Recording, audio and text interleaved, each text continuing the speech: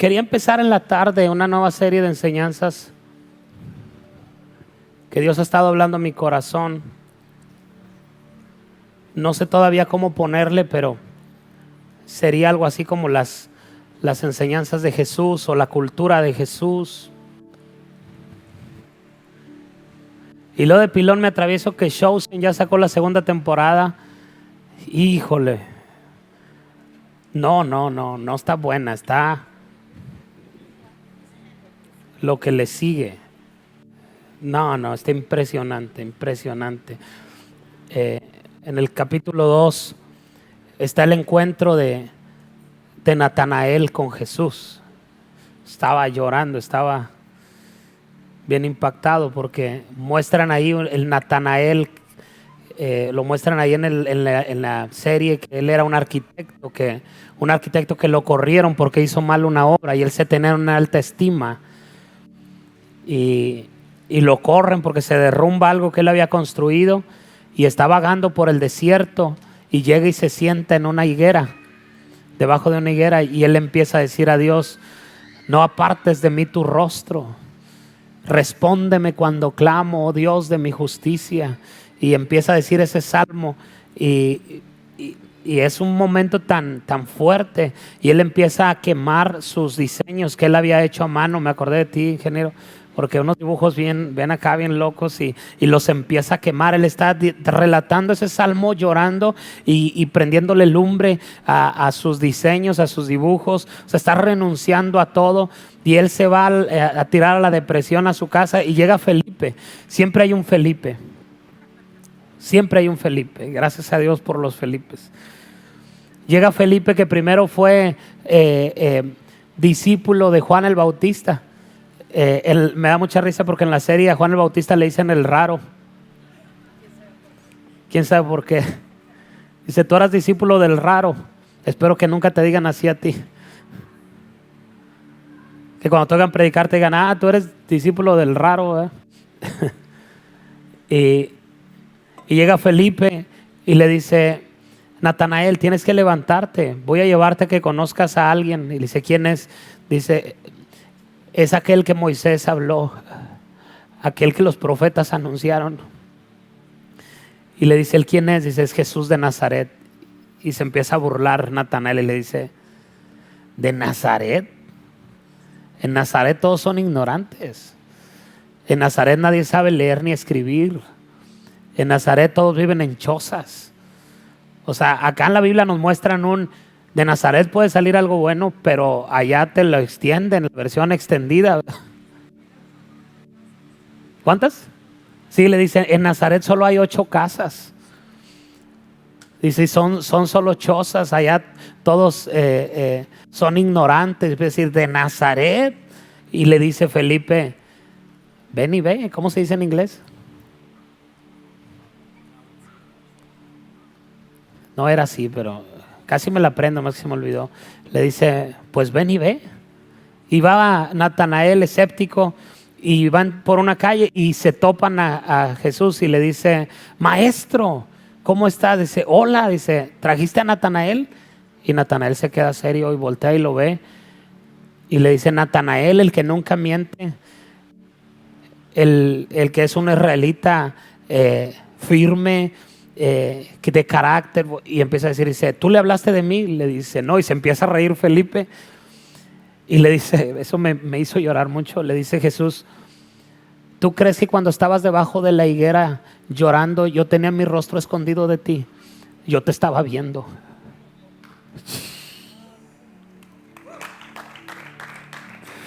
Y se rompe ahí Natanael y empieza a llorar y dice: verdaderamente eres el Hijo de Dios. Verdaderamente eres el Mesías. Y Jesús se ríe y le dice: porque te dije que te vi abajo de la higuera, por eso creíste, ¿verdad? Dice: pero te digo que cosas mayores que estas verás. Verás al Hijo de Dios, así como lo hizo Jacob. Verás al Hijo de Dios, que ángeles suben y bajan, y al Espíritu Santo posar sobre él. Oh, es un impacto tremendo. Bajen la aplicación, así se llama, The Chosen. THE espacio CHOSE. The Chosen. Entra a las aplicaciones de su celular, al App Store o al Play Store y lo bajan. No es el YouTube, Facebook, nada. Usted baja la aplicación The Chosen y ahí está y le pone. Si no ha visto la primera temporada, vea la primera. Espectacular. Pero la segunda rebasa todas las expectativas y ya se está haciendo la tercera. Son solo 8 capítulos, creo. Pero es muy bíblica, muy apegado al relato bíblico. Está poderosa, está tremendo. Comienza la serie. Ya estoy predicando, no creo que estoy hablando de la serie, ya le estoy predicando. Comienza la serie cuando Juan está haciendo un esfuerzo por recapitular todo lo que sucedió y los empieza a entrevistar a todos. ¿Qué viste tú? ¿Cómo lo hiciste? Y dice, pues es que me da pena decirlo contigo. Y dice, dime todo lo que viste. Y había un común denominador en todos. Decían ellos, cuando él me vio. Cuando él me vio. Y decía el otro, cuando me vio. Cuando eso me impactó mucho, ¿verdad? Es decir, la mirada de Jesús cambiaba la vida de las personas. Y cuando platica con la mamá de Jesús, le dice, María, mira, yo prefiero guardar eso en mi corazón. Son cosas tan mías que no quiero que queden escritas. Y le dice Juan, es que no sé cómo iniciar estos escritos porque quisiera hablar como en el Génesis, que dice en el principio creó Dios los cielos y la tierra. ¿Sí sabe cómo comienza Juan 1:1? En el principio era el verbo y el verbo era Dios y el verbo era con Dios y el verbo era Dios. Haga de cuenta que es un relato paralelo de Génesis 1:1. Es como comenzar una nueva historia, una nueva creación, una nueva generación. Y me ha impactado mucho desde el domingo pasado que estuve hablando acerca de la visión. Me ha impactado mucho ese relato de Marcos 6. ¿6 qué? 24. A ver, Marcos 6:24. Ahorita me regresas ahí. Marcos 6. No, entonces no, estoy mal. Alguien ubíqueme. 34.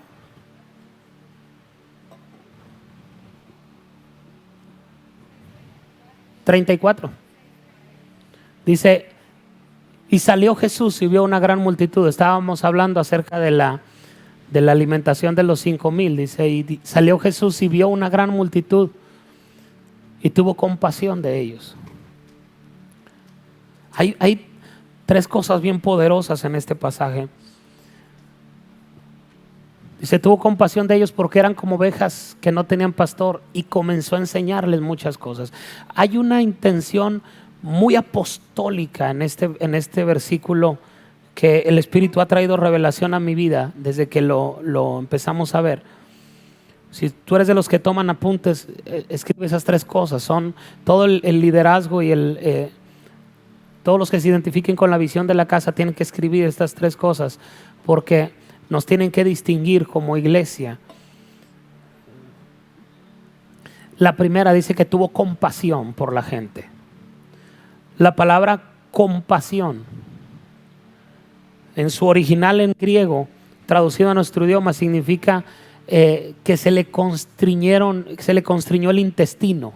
Eso es lo que significa literalmente. Tuvo un dolor de estómago, un cólico. ¿Cuántas mujeres saben lo que es un cólico? A los hombres nos duele el estómago, a las mujeres les da cólicos.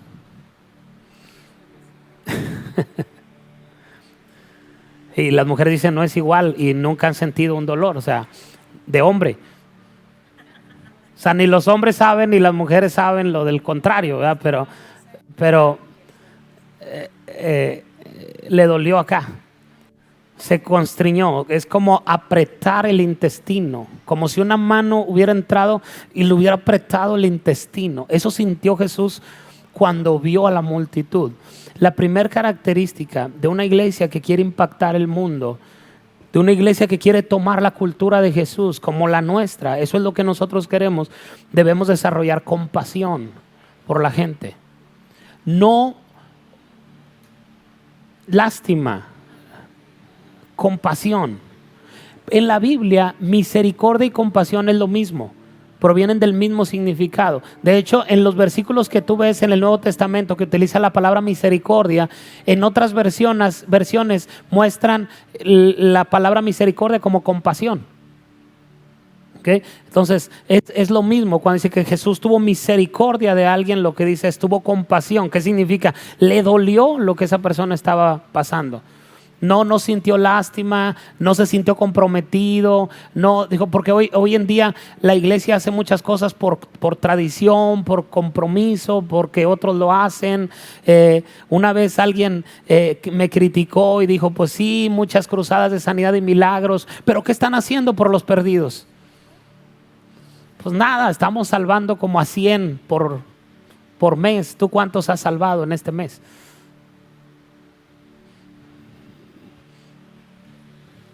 Es decir, no queremos hacer algo por la gente de allá afuera para que la gente nos alabe y nos reconozca y nos diga, ay, qué tremenda iglesia son. No, esa no es la fuente de donde debe provenir nuestra compasión.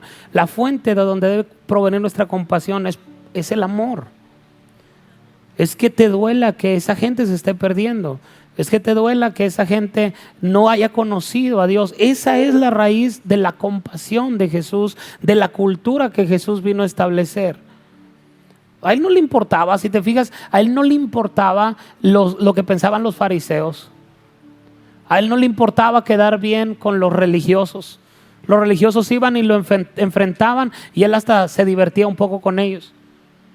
Si te fijas en los relatos, es más, yo les pongo tarea si ustedes quieren seguirme en en esta serie de mensajes de la cultura de Jesús, o una iglesia con la cultura de Jesús. Todavía no decido cómo le vamos a poner a la serie, pero si usted quiere acompañarme, lea todos los relatos de Jesús en los evangelios.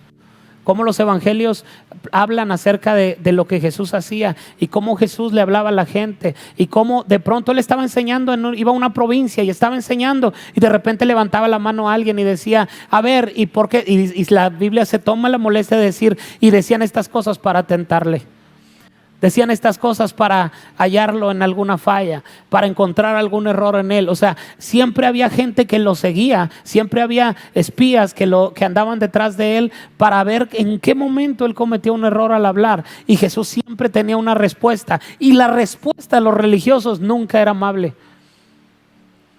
Ahorita si alcanzamos, si no ahorita en la tarde, vamos a ver el relato. El otro día Félix me lo envió y anoche el Espíritu me lo recordó y fui a él, la del buen samaritano, Lucas 10. Si tenemos tiempo hoy vamos a eso, pero una persona en un término así malicioso le hace una pregunta a Jesús y Jesús le contesta de una manera fuerte, de una manera agresiva, pero cuando se encontraba con un pecador lo abrazaba. O sea, ¿quiénes son los fariseos en nuestra época? Una de esas predicaciones de esa serie le vamos a poner así, fariseos modernos. Estaría bueno, ¿no? Ponerle así para que todos se conecten. Así como Dante Gebel, ¿verdad? Cuando pone los títulos de sus predicaciones es Hulk así enfurecido. Y cuando predica es Hulk así con lentes y intelectual, con su bata blanca. Porque la gente no entiende que pone esos títulos para jalar, para llamar la atención y luego ya predica y es todo lo contrario. Muy buenas predicaciones, no estoy diciendo que no, sino eso es mercadotecnia. Entonces tenemos que hacer eso, ¿verdad? Fariseos modernos y que se conecten y luego decirles, ustedes son. No sé. Saludo a toda la gente que nos está viendo en la transmisión. Espero que sean muchos. Gracias por estar ahí. No saludé hoy a los que estaban allá. Andamos un poco distraíditos el día de hoy, pero sí. ¿Qué estaba diciendo antes de eso? ¿Quiénes eran los fariseos, Eddie, en este tiempo? Ok, pero los religiosos. ¿Quiénes son los religiosos? O sea, estamos hablando de cristianos que han concluido de una manera equivocada. En uno de los relatos de la serie esta de Chosen que les platico,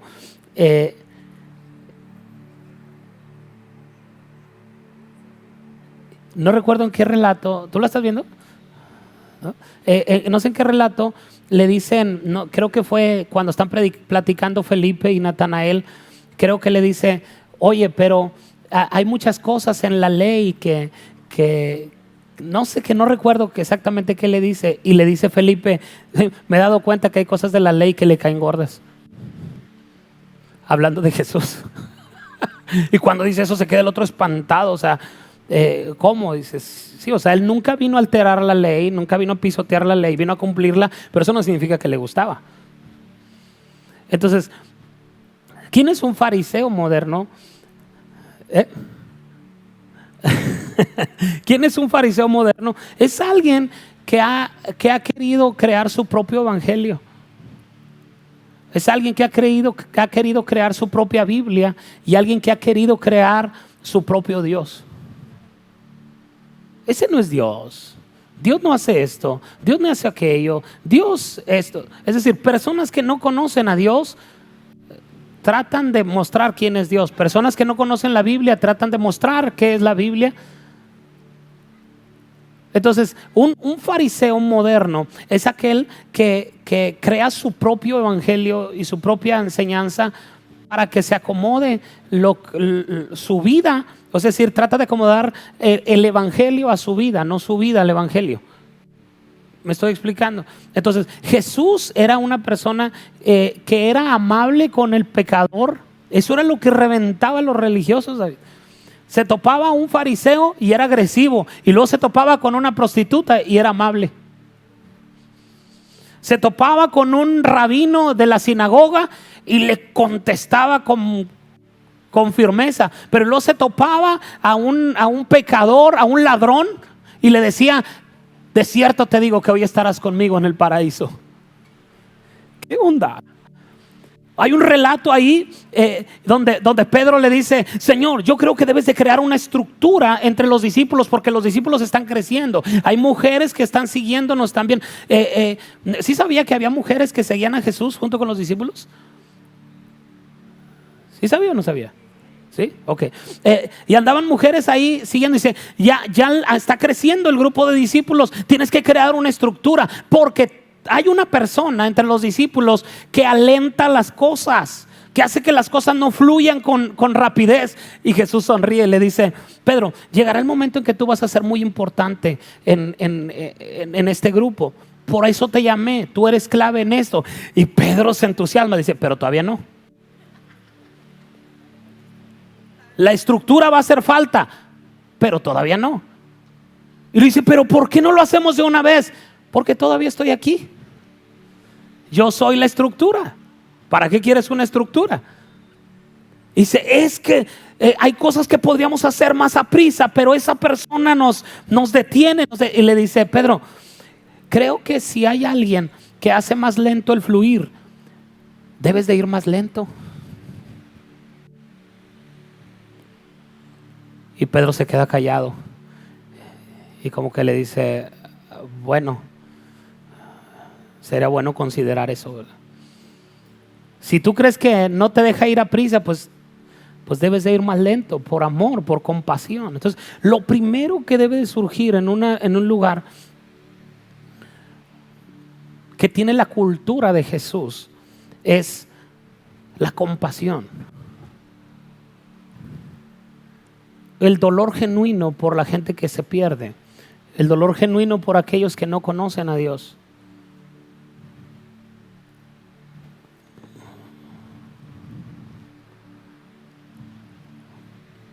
¿Cuánto te duele la gente que se está perdiendo? Dice que cuando vio una gran multitud, tuvo compasión de ellos.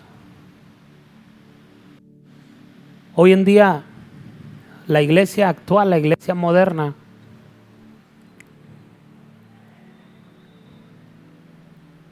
yo lo he dicho en varias ocasiones. La semana pasada que estábamos hablando de la visión, yo les decía, la iglesia está orando para que Cristo venga. Está bien, es noble el deseo y es bíblico. Cristo va a venir por su pueblo, pero ora por eso ya cuando hayas hecho todo lo que tienes que hacer para que la gente se salve. Ya le hablaste a toda tu colonia de Dios, tu cuadra. tu casa. Como para estar esperando que Cristo venga ya, que Cristo venga pronto. Más es una oración escapista, ¿verdad? Le debo mucho a Coppel, a FAMSA y al Infonavit, así es que mejor llévame contigo, ¿verdad? Ya que se acabe este sufrimiento, esta agonía. Y más lo que quieren es escaparse o demostrarle a alguien que al final tú tenías la razón.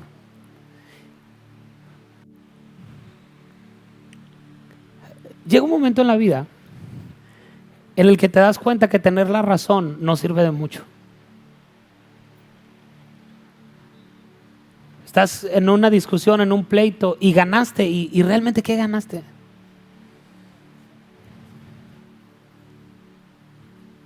Estás peleando con alguien y yo le demostré que en la carpa somos mejores. ¿Qué ganaste?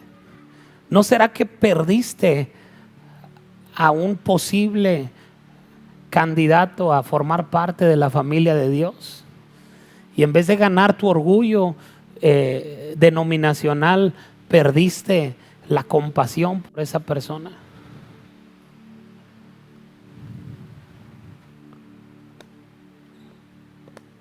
Hoy en día no necesitas ser muy conocedor de las redes sociales, pero entras a YouTube y ponle ahí herejías de los predicadores y vas a encontrar ahí Cash Luna es del diablo, Guillermo Maldonado es del diablo, todo el mundo es del diablo. Para el que está en oscuridad todo lo ve oscuro. Entonces invierten tiempo, dinero, esfuerzo, tecnología para desvirtuar a ministerios que están haciendo algo que ellos no están haciendo. Es decir, vamos a pensar que Cash Luna es del diablo.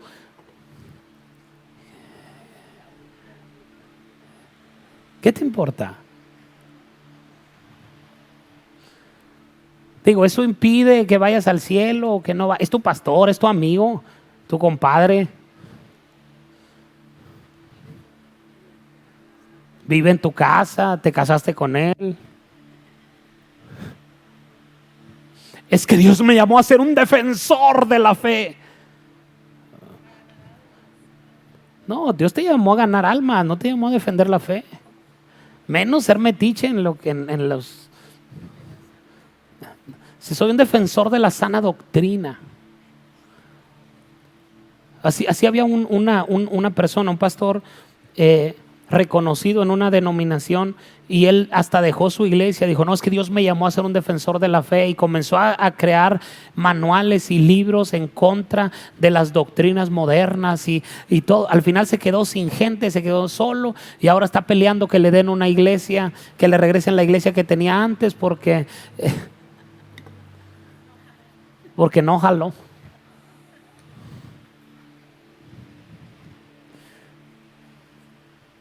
Dios no te llamó a ganar discusiones, Dios te llamó a poblar el reino con almas. Dice, muéstrame ese versículo, vamos a regresar a el que dice que el que gana almas es sabio. Es Proverbios, pero no recuerdo qué versículo es.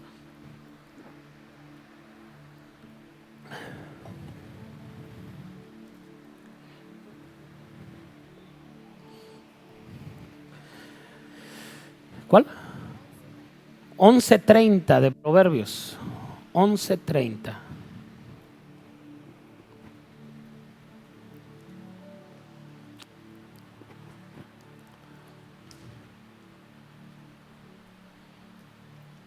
Sí, o sea, la cita ya la sabía.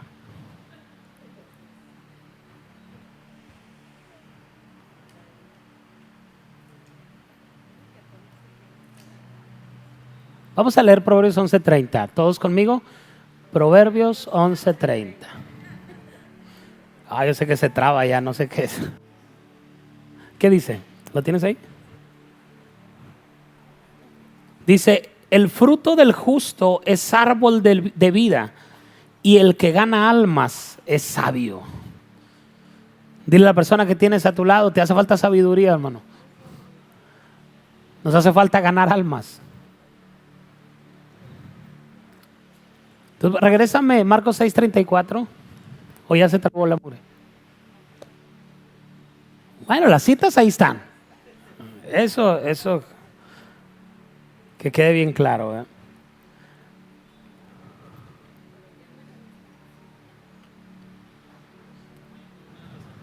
Sí, uno de los satélites que tenemos en órbita está fallando. Dice que vio la multitud y tuvo compasión de ellos. Esa es la primera característica que una iglesia debe desarrollar, una iglesia con la cultura de Jesús debe desarrollar, compasión. Diga conmigo, compasión. ¿Qué es compasión? Tengo media hora hablando de eso. ¿Qué es compasión? Sentir dolor por quien se pierde. Sentir no lástima, sino dolor por quien se pierde. Que todo lo que hagamos, toda labor social que se haga, no es por lástima, es por compasión. Me duele lo que está sucediendo. Cuando ves un drogadicto, un alcohólico, yo quiero ayudarle, no por llevar un récord como iglesia o las casas de fuego están ganando tantas almas. No es el número, no es el récord de personas, es cuánta gente estamos. Mira, Jonathan Edwards fue un hombre de Dios que cargó un avivamiento poderoso hace muchos años. Y su predicación era tan sencilla. Él no era un predicador, Eliseo, pero un día estaba en la iglesia, lo invitaron a predicar y él estaba tan nervioso, estaba temblando de nervios porque le iban a dejar el lugar para predicar. Y él cerró los ojos y Jonathan Edwards le dijo a Dios: Dios, ¿qué voy a predicar? Y dice que en ese momento él tuvo una visión. Y dice que vio gente caer al infierno, que llamas salían del suelo y la gente comenzaba a caer al infierno. Y le decía a Dios: yo te he llamado para salvar gente de que se vaya al infierno y llevarlas al cielo. Pasó Jonathan Edwards, toma el lugar y él empieza a llorar y dice: mis hermanos, acabo de tener una visión y Dios me mostró el infierno, el piso de este lugar se abrió y salían llamas y gente comenzaba a ir, y yo estoy aquí para evitar que la gente se vaya al infierno. Así es que si tú necesitas pedir perdón y arrepentirte, este es el momento. Y comenzó ese día un ministerio de arrepentimiento, el más grande ministerio de arrepentimiento que ha existido. Le han llamado el avivamiento del arrepentimiento. A donde quiera que iba predicaba lo mismo. Llegó al grado de escribir el sueño. Lo escribió, le dejaban el lugar, tomaba el micrófono y leía.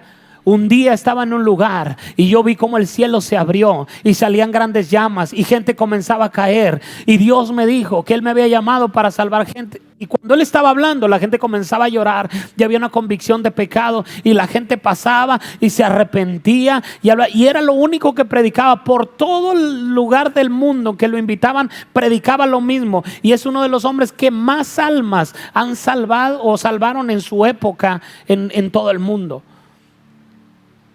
Solo por hablar lo que Dios le dijo que era lo que tenía. Entonces él vio a la gente perdiéndose y sintió tanta compasión por ellos que comenzó a predicarlo y comenzó a salvar gente. Diga conmigo, compasión. Ahora la segunda cosa, dice en Marcos 6:34, salió Jesús y vio una gran multitud y tuvo compasión de ellos. Dice, porque eran como ovejas. No dice que eran ovejas, dice que eran como ovejas que no tenían pastor.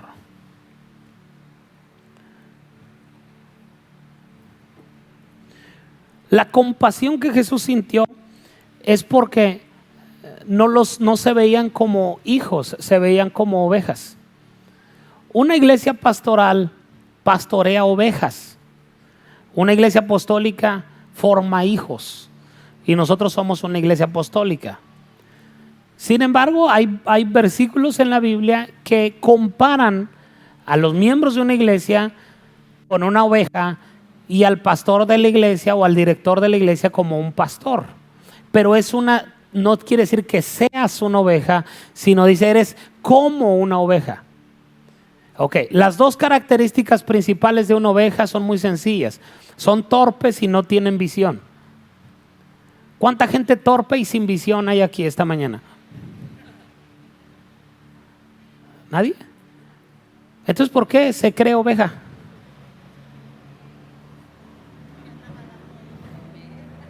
Alguien diga, me.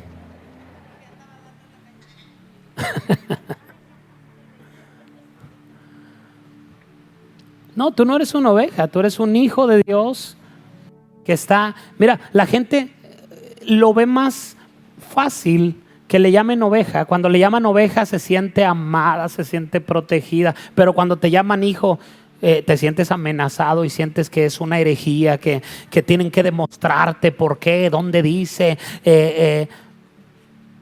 Porque es más fácil compararte con una oveja que compararte con un hijo. Entonces, cuando Jesús ve a la multitud, las ve como ovejas sin pastor. Tú eres una oveja cuando no has conocido al Padre.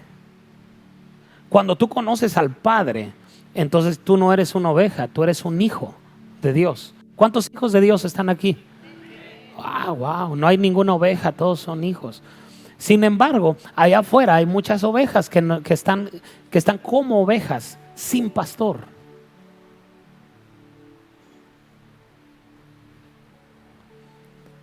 ¿Qué es una oveja sin pastor? Ya solo por el hecho de compararlas con una oveja ya era algo grave, ¿verdad?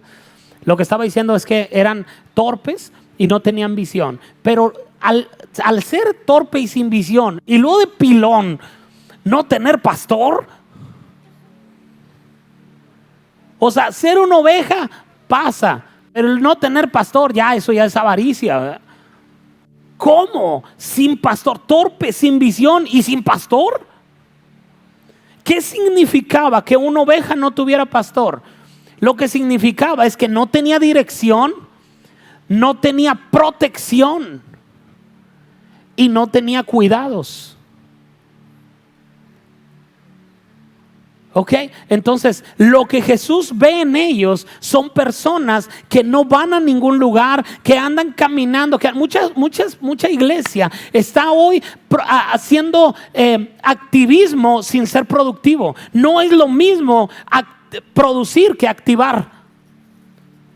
Vamos a pensar que a ti te meten a la cárcel y en la cárcel eres bien movido y vas y vienes y haces y todo, pero no sales del mismo lugar, siempre estás en el mismo lugar. Mucha gente es así dentro de las iglesias. Activismo, van, vienen, hacen, suben, bajan, todo, pero nunca avanzan. Están estancados en el mismo lugar, están estancados en la misma posición porque es activismo, pero no es productividad. Entonces dice, a esta gente yo la veo caminar para todos lados, van y topan y se regresan y topan del otro lado porque no tienen una dirección. Si viene alguien y los ataca, se los va a comer de una mordida. ¿Por qué? Porque no hay quien los proteja. En el Salmo 23 se nos muestra las dos armas o las dos herramientas que tenía un pastor. Un pastor siempre traía una vara y un cayado. La vara era para mantener a las ovejas en el redil, ¿verdad? Para que no se salieran. Pero el cayado era para corregir a las ovejas. Era una vara que tenía como una, ¿cómo se puede decir? Como un gancho arriba, pero era de madera. Entonces cuando las ovejas se iban a caer en un precipicio, iba el pastor o se caían, iba el pastor, se estiraba y con ese gancho del cuello o del cuerpo las sacaba de los lugares a donde caían, evitaba que se cayeran. Es decir, el pastor proporcionaba a la oveja cosas muy, muy particulares, porque las ovejas de pronto, si no tenían quien las direccionara, se iban a otra parte, no se daban cuenta que se perdían, porque una oveja no puede ver más allá de 1 metro de distancia. Entonces el pastor tiene que estar alineando a las ovejas para que se mantengan dentro del redil. Alguien diga, yo no soy una oveja. Bueno, falta decir, yo no necesito un pastor. Diga, yo no necesito un pastor. Casi se le salen los ojos. A usted es un hijo y lo que necesita es un padre.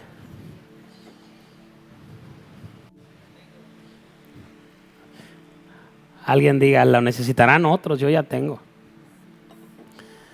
Y la tercera cosa que es poderosa ahí, que eso es lo que direcciona mucho a una casa apostólica. Eso es, por eso les digo que tomen apuntes. Estoy diciendo cosas bien simples, ¿verdad? Es que la cultura de Jesús es simple, pero es una contracultura a lo que sucede allá afuera. Primero dice que sintió compasión. Segundo, porque eran ovejas sin pastor. Y tercero, comenzó a enseñarles muchas cosas.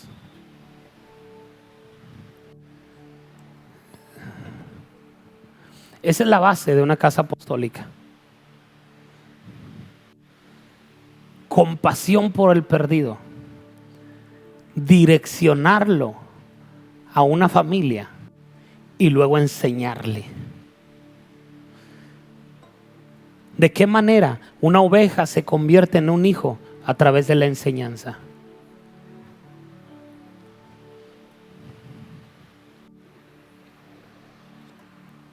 Si tú te niegas a aprender, estás destinado a ser oveja el resto de tu vida. Eso lo debió de haber anotado. Si tú te niegas a aprender, estás destinado a ser oveja el resto de tu vida.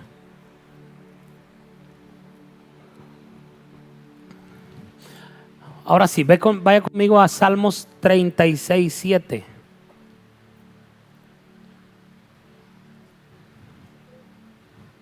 Dios me habló en estos días en el programa de radio, creo que fue el viernes.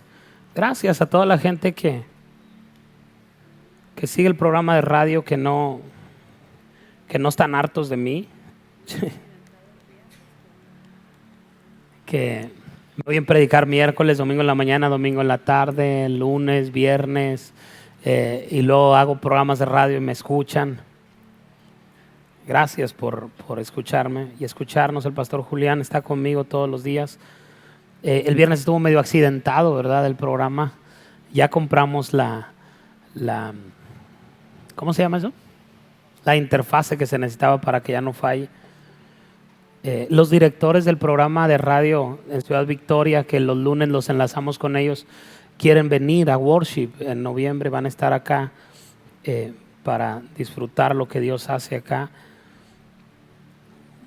Estamos a punto de entrar a los dos Laredos, también a Laredo, Tamaulipas y Laredo, Texas, a través de la estación de Radio Eterna.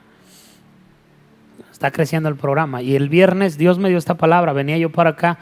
Dije, ¿cuál es la palabra? Y saltó este versículo, Salmos 36:7. Es poderoso, apréndaselo de memoria. Dice, cuán preciosa, oh Dios, es tu compasión. Cuán preciosa, oh Dios, es tu misericordia. Por eso los hijos de los hombres se amparan bajo la sombra de tus alas. Me habló el Espíritu y me dijo, si ustedes desarrollan compasión en la iglesia, la gente va a correr a meterse bajo su sombra, bajo sus alas. Si son una iglesia que muestra compasión, entonces la gente quiere estar en los lugares donde hay compasión. No donde hay juicio, no donde hay castigo, donde hay, sino ellos quieren estar donde hay compasión, donde hay amor, donde hay misericordia. Y eso me llevó a una conclusión que el viernes estuve hablando. Los milagros de Dios no son otra cosa que la muestra del amor y de la misericordia de Dios para los hombres. Es la expresión de misericordia y de compasión. Cuando Dios hace un milagro contigo, Él está expresando su compasión. Es decir, yo quiero que entiendas algo. Ningún milagro es merecido. Ningún milagro que Dios haya hecho en tu vida, cualquier milagro que Dios haya hecho, no te lo merecías. Entonces yo tengo mucho cuidado con esto, porque cuando la gente me pregunta, o cuando la gente se pregunta, ¿qué hacen para que haya milagros en la iglesia? ¿Qué hacen para que haya tantos testimonios? ¿Qué hacen? El otro día conocí a un pastor, nunca lo había visto, pero tiene una iglesia reciente, comenzó aquí en Monterrey, y él fue intencionalmente, se sentó a mi lado y dice: pastor, es que yo te quería conocer, yo te sigo en el Facebook y es tremendo lo que Dios está haciendo en tu iglesia. Y ya se presenta conmigo y todo. Me dice: andaba predicando en otra ciudad con un amigo y me dijo el nombre de la ciudad, no la recuerdo cuál es, y me dice él: los pastores de la iglesia tienen una carpa, tiene un ambiente bien bonito y me invitaron a predicar ahí. Dice, y cuando yo les dije: oye, y qué padre este concepto de la carpa, ¿cómo le hicieron? ¿Cómo? Dice: la compramos. Dijo: pero ¿por qué? Dice: tienen su iglesia, su edificio, pero compraron una carpa y están teniendo las reuniones en la carpa. Le dice: ¿y por qué? Y le dice: lo que pasa es que hay una iglesia allá en Monterrey que nos inspiró. Dice: estábamos ahí bien cómodos, bien en la iglesia, en el edificio. Dice: y yo de alguna manera llegó esa página a mi Facebook. Dice: y comencé a seguir las reuniones y vi lo que Dios está haciendo ahí. Y Dios me habló y me dijo: tienes que poner una carpa. Y se llama la carpa de la restauración, algo así. No recuerdo. Acá hay una que es la carpa de la bendición, pero es aquí en Pesquería. ¿Dónde era? Por aquel lado. Bueno, pues. Y esa es la carpa de la restauración, así me dijo. Dice, y él me dijo eso, dijo: ¿y tú conoces al pastor? Dijo: no, ni idea tengo. No, era esta. Y de una vez esta, hombre. Hay que comprar piso, ya para no poner alfombra. Ándale, así, cámbiala, intercámbiala. Y así no me tropiezo aquí, me tropiezo allá.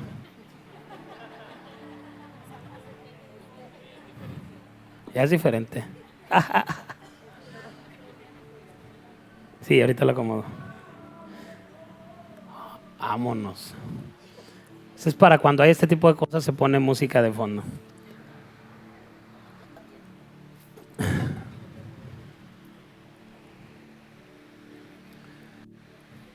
Los milagros son la misericordia y el amor de Dios expresado hacia los hombres.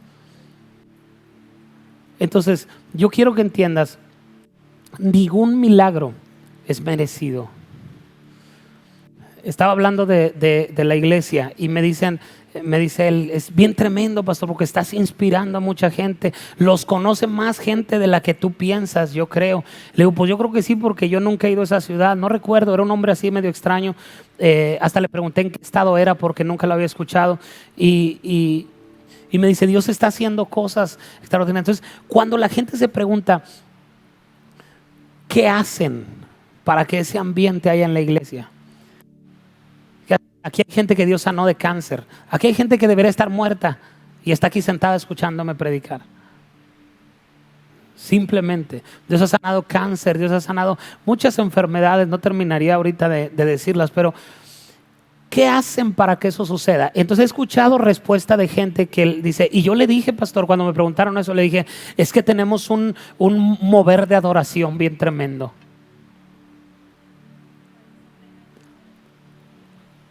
Digo, y cuando pasa como hoy, que no traían ganas de alabar y adorar, ¿qué aplica ahí?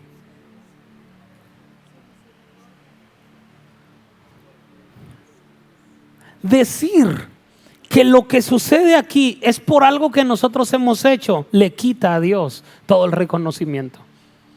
Tenemos un modelo de adoración poderoso.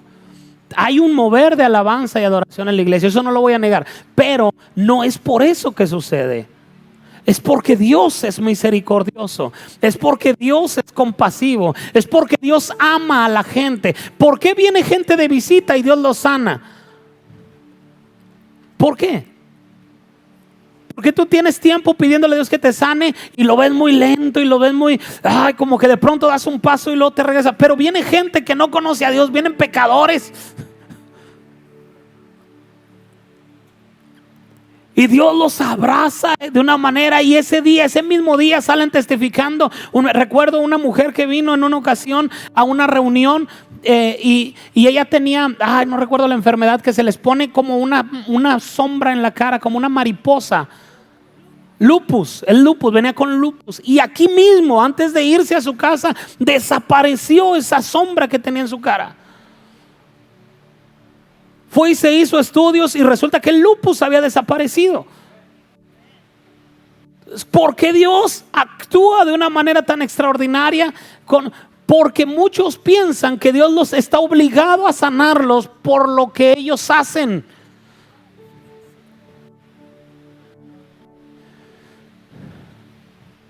Una vez un pastor me dijo: ¿cuántas horas al día oras, pastor, para tener ese tremendo mover de Dios? Y digo: pues mira, nunca le he contado, pero procuro mantenerme conectado con Dios todo el día, ¿verdad? Dice mi pastor que una profunda comunión con Dios se compone de cortas pláticas con Dios todo el día. Di conmigo: cortas pláticas con Dios todo el día. ¿Cuánto tiempo debemos orar al día? Pues el apóstol Pablo dijo: oren sin cesar.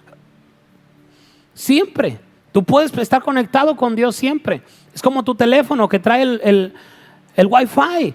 Tú estás conectado a una red. Yo estoy aquí en la oficina y me conecto a la red de la oficina. Salgo de aquí y me conecto a la red de mi teléfono celular. Llego a mi casa y se conecta a la red de mi casa. Siempre mantengo una conexión en Wi-Fi. Tú puedes mantener esa conexión con Dios siempre. Tú debes de orar siempre, pero no es por eso que Dios vaya a hacer un milagro en tu vida. Los milagros son la expresión de la misericordia, del amor y de la compasión de Dios para la gente. Vino hace unos 15 días un joven que su esposa estaba internada en el hospital, muy joven, 30 años tenía ella, intubada, los pulmones estaban a punto de tener una fibrosis pulmonar, iban a colapsar sus pulmones y estaba a punto de morir. Él vino, no era cristiano, recibe a Cristo, él reconoce a Jesús como su Salvador, me pide que ore por su esposa. Oramos por su esposa y antes de 24 horas la desentubaron y reaccionó, y en 48 horas ya le habían dado de alta.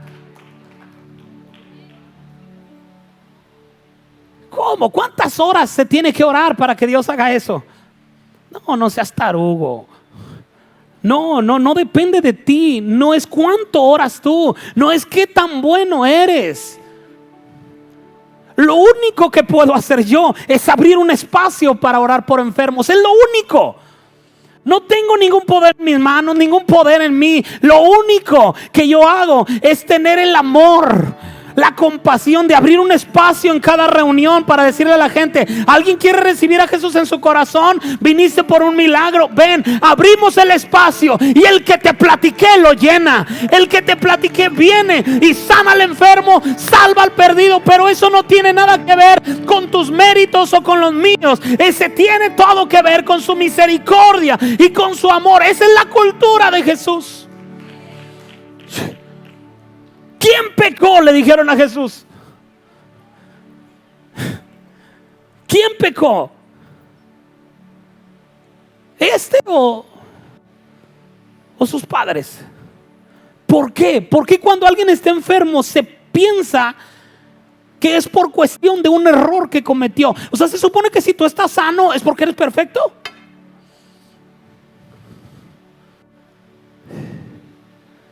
¿Por qué internalizas esa idea religiosa absurda? Cuando te dan un diagnóstico: usted tiene tal enfermedad, dices: ¿qué hice mal, Dios mío? ¿Qué estoy haciendo mal? Y Dios le da, Jesús, encuéntreme la cita, les pone un revés con guante blanco. ¿Quién pecó, este o sus padres? El ciego.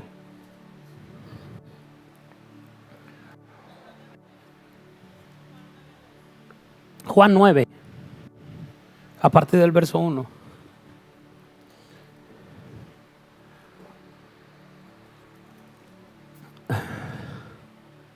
Dice: al pasar Jesús vio a un hombre ciego de nacimiento. Y le preguntaron sus discípulos diciendo: Rabí, ¿quién pecó? O sea, alguien debe haberla regado para que éste haya nacido así. ¿Quién pecó, este o sus padres? Todavía no terminó. Dice: para que haya nacido ciego. Si tiene esa consecuencia es porque tiene que haber un origen. ¿Cuál es el origen de la enfermedad, Jesús? Siguiente verso. Respondió Jesús: no es que pecó mira lo que dice Jesús, ni sus padres, sino para que las obras de Dios se manifiesten en él. Yo lo elegí para manifestar mi poder a través de él. La religión siempre está buscando culpables. ¿Quién pecó? ¿Este o aquel? Y Jesús dice: ni este, ni aquel, ni el otro. Yo lo elegí a él para manifestar mi poder. Porque alguien cuando recibe una enfermedad no piensa en eso.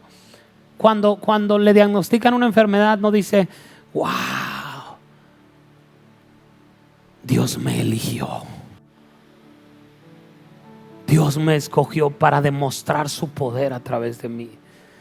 Dios va a impactar a mi familia, Dios va a impactar a mis compañeros de trabajo, Dios va a impactar a mis amigos con el milagro que va a hacer en mí. Y comienzas a decirle a todos: ¿ya supieron? Me diagnosticaron esto. ¿Y por qué no estás deprimido? ¿Por qué no estás llorando? ¿Por qué no estás angustiado? Porque Dios se va a glorificar en mí. Quiero que se enteren que me dijeron los doctores, para que vean la obra que Dios va a hacer a través de mí. Pero estamos tan llenos de religión y nos ha convencido la religión de que si estamos enfermos es porque Dios se enojó con nosotros, porque hicimos algo malo, porque lo merecemos, porque Dios quiere enseñarnos algo. Tanta basura absurda que nos ha bombardeado en la mente, y Dios pensando: mira, seguramente él había pecado, el ciego. La Biblia dice que todos pecamos. Seguramente sus papás también pecaron, ¿verdad? Pero lo que Jesús les está diciendo es: no tiene que haber una relación entre el pecado y la enfermedad, porque la Biblia dice que la paga del pecado es muerte, y este está vivo. ¿Alguien aquí ya se murió? ¿No? ¿No se ha muerto? Entonces Dios no te ha juzgado por tus pecados. Lo que te está sucediendo no es por pecador, es porque Dios quiere glorificarse a través de ti. Amén. Dice el verso 4: me es necesario hacer las obras del que me envió, entre tanto que el día dura, la noche viene cuando nadie puede trabajar. Entre tanto que estoy en el mundo, luz soy del mundo. Dicho esto, escupió en tierra e hizo lodo con la saliva, y untó con el lodo los ojos del ciego, y le dijo: ve a lavarte en el estanque de Siloé, que traducido es enviado. Era un estanque apostólico. La palabra apóstol significa enviado. Y le dice: fue entonces y se lavó y regresó viendo. Entonces los vecinos y los que antes le habían visto que era ciego decían: ¿no es este el que se sentaba y mendigaba? Unos decían: él es, y otros: pues se parece. Y él decía: I am. Yo soy. Y le dijeron: ¿cómo te fueron abiertos los ojos? Respondiendo él dijo: aquel hombre que se llama Jesús hizo lodo, me untó los ojos y me dijo: ve al Siloé y lávate. Y fui y me lavé y recibí la vista. Entonces le dijeron: ¿dónde está él? Él dijo: no sé. Me encanta la Biblia, ¿verdad? Como los relatos. Dice: llevaron ante los fariseos al que había sido ciego. Ahí está el problema, ¿verdad? Que siempre quieres rendirle cuentas a la religión. Dice: y para colmo, era día de reposo, cuando Jesús había hecho el lodo y le había abierto los ojos. Volvieron pues a preguntarle también los fariseos cómo había recibido la vista. Él les dijo: me puso lodo sobre los ojos y me lavé y veo. Entonces algunos de los fariseos decían: ese hombre no procede de Dios. Eso no es de Dios. Dios así no se mueve. Dios no hace las cosas así. A mí me enseñaron otra cosa. La doctrina, el librito, esto se sale completamente de lo que ha sucedido, porque no guarda el día de reposo. Otros decían: ¿cómo puede un hombre pecador hacer estas señales? Y había disensión entre ellos, porque ellos decían: no proviene de Dios. Pero ¿cómo si no proviene de Dios hace lo que hace? Entonces volvieron a decirle al ciego: ¿qué dices tú del que te abrió los ojos? Y él dijo: pues se me hace que es profeta.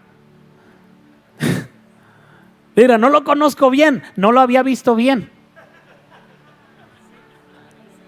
Nunca lo había visto, hasta hoy. Le dijo, nunca lo había observado, ya había oído de él. Dice, pero los judíos no creían que él había sido ciego y que había recibido la vista, hasta que llamaron a los padres del que había recibido la vista y les preguntaron diciendo: ¿es este su hijo, el que ustedes dicen que nació ciego? ¿Cómo pues ve ahora? Sus padres respondieron y le dijeron: sabemos que este es nuestro hijo y que nació ciego, pero ¿cómo vea ahora? No lo sabemos. O quién le haya abierto los ojos, nosotros tampoco lo sabemos. ¿Edad tiene? Pregúntenle a él, él hablará por sí mismo. Esto dijeron sus padres porque tenían miedo de los judíos, por cuanto los judíos ya habían acordado que si alguno confesase que Jesús era el Mesías, fuera expulsado de la sinagoga. Por eso dijeron sus padres: ¿edad tiene? Y pregúntenle a él. Entonces volvieron a llamar al hombre. Bueno, tercos, no lo querían soltar. Volvieron a llamar al hombre que había sido ciego y le dijeron: da gloria a Dios, nosotros sabemos que ese hombre es pecador. Entonces él respondió y dijo: si es pecador, no lo sé. Una cosa sé, que yo estaba ciego y ahora veo.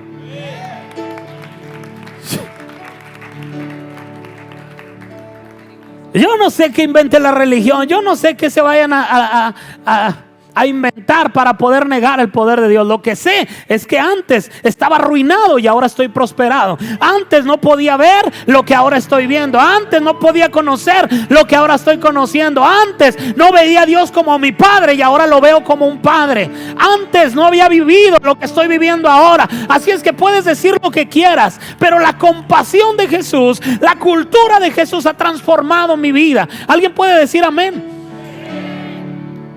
Los milagros, iglesia, los milagros son la mayor fuerza evangelística que como iglesia poseemos. Mira, era el colmo. Todavía Jesús les decía: vete y no le digas a nadie lo que pasó. Nadie le hacía caso. Espérame, o sea, me estás pidiendo que no le diga a nadie que estaba ciego y ahora veo. Entonces, ¿qué quieres que les diga? ¿Que les eche mentiras? Que un día amanecí, abrí los ojos y ya puedo ver. Era como decirles: ve y cuéntaselos a todos, ¿verdad? A la samaritana, a todo mundo le decía: vete y no le digas a nadie. Hoy en día le tenemos que decir a la gente: platícaselo a todos, ve, dile a todos lo que Dios hizo contigo, ve, dile. Pero la mayor fuerza evangelística que nosotros tenemos hoy en día como iglesia son los milagros. No queremos traer gente a la iglesia para esclavizarla bajo una dictadura, un liderazgo monótono, una liturgia que inoperante, que no produce nada, sino queremos traer gente a la iglesia para hacerla libre de todas sus limitaciones, de todos sus problemas, de todos sus demonios, de todas sus enfermedades, de todo lo que los ata, de todas sus limitaciones. Venir a la casa de Dios y experimentar el poder de Dios, eso es lo que va a producir cuando la iglesia se mete en esa atmósfera de compasión de Jesús. Yo oro, he estado orando estos días para que la compasión de Jesús caiga sobre cada uno de nosotros, desde el de mero arriba hasta el de mero abajo, si me puedo expresar de esa manera. Que desde mí la compasión de Jesús comience a manifestarse y llegue hasta el más pequeño de la congregación. Que la compasión de Jesús, que la cultura de Jesús sea establecida en las vidas, en los corazones. Que cuando la gente venga y vea el poder maravilloso de Dios, el poder compasivo de Dios. Que cuando la gente venga con un problema, ese problema sea resuelto. Que cuando la gente venga con una enfermedad, esa enfermedad sea resuelta. Me conmovió mucho cuando fue, Jenny, que me compartiste el testimonio ayer. De pronto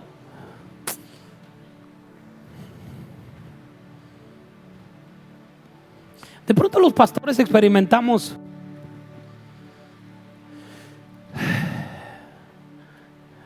cosas. Y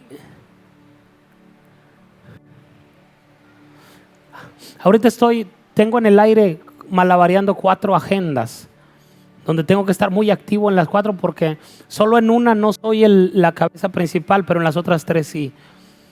Entonces estoy trabajando en la cruzada del obispo Rudy Gracia, que me delegaron el organizar la conferencia de finanzas, de pastores y líderes el sábado por la mañana. Independientemente de que estemos en la cruzada o no, voy a seguirla organizando. Y tengo que estar involucrado en eso. Los pastores ya me están hablando y me están pidiendo las entradas y todo eso. Estoy en la agenda de worship. Tenemos la agenda de la visión y tenemos la agenda de la iglesia local, jóvenes, adolescentes, mujeres, hombres, niños, todo lo que se tiene que hacer alrededor. Y tengo que estar pensando en las 4 cosas.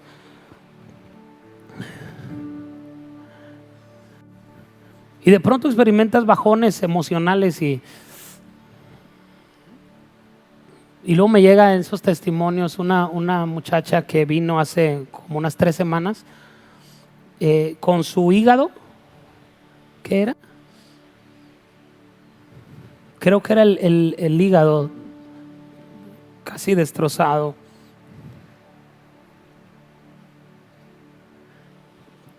Ayúdame, Jenny, con eso, por favor.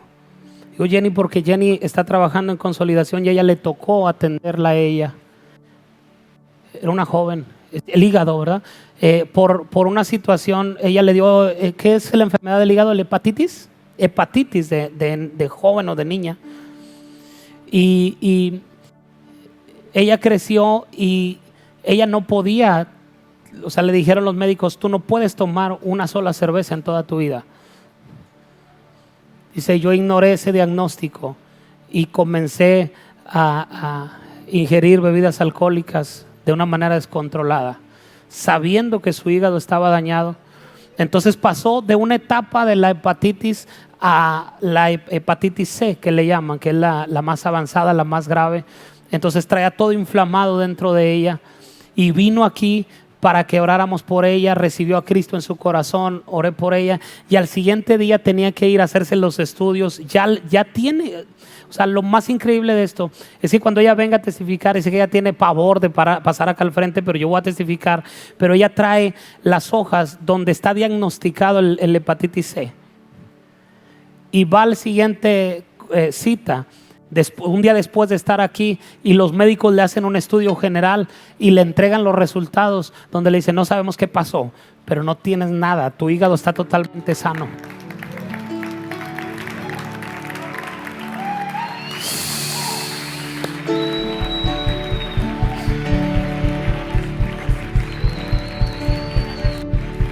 Sí, lo que seguía después de eso era la cirrosis, algo ya mortal. Y cuando me llegan esos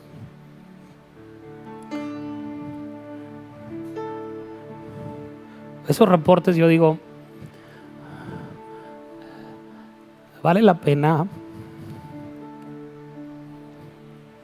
no rajarse, vale la pena seguir, vale la pena todos los desvelos, las levantadas temprano ahora, el permanecer.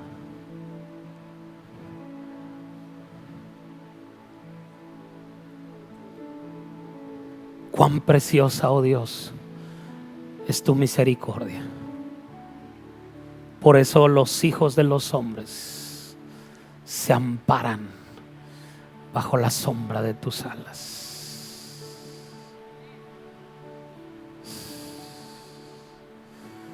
Yo oro para que esta mañana un manto de compasión descienda sobre cada uno de nosotros.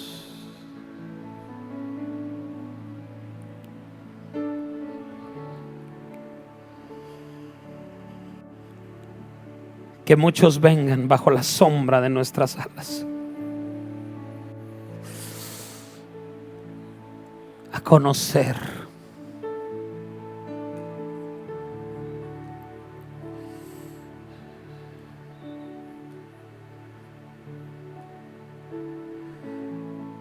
la misericordia de Dios.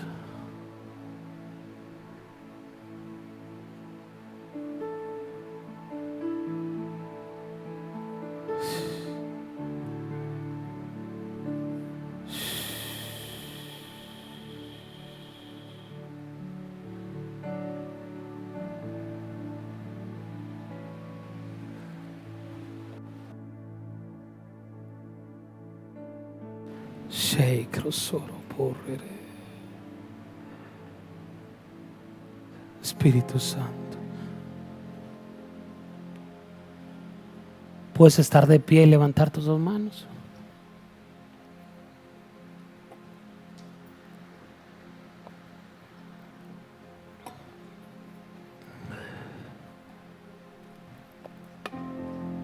Que ese manto de compasión caiga sobre toda la iglesia, Espíritu Santo.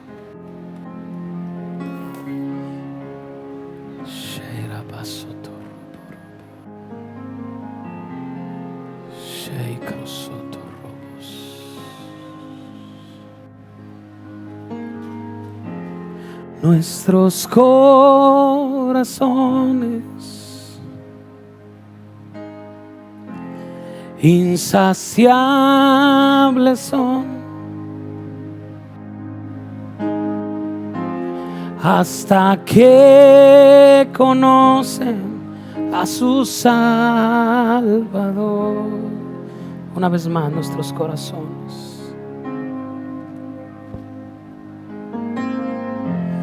Nuestros corazones insaciables son hasta que conocen a su Salvador, tal y como somos.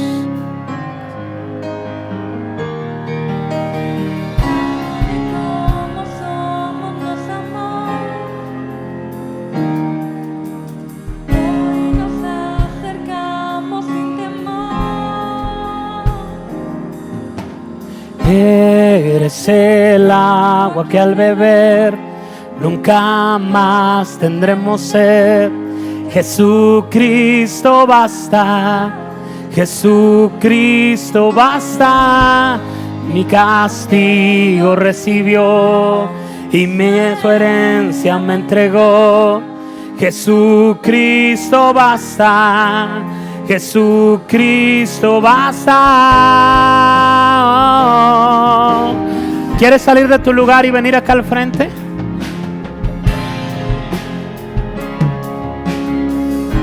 Levanta tus manos. Fuimos alcanzados por su gran amor. Con brazos abiertos nos recibe hoy, tal y como somos. Tal y como somos nos amó. Hoy nos acercamos sin temor. Eres el agua que al beber nunca más tendremos sed. Jesucristo basta, Jesucristo basta.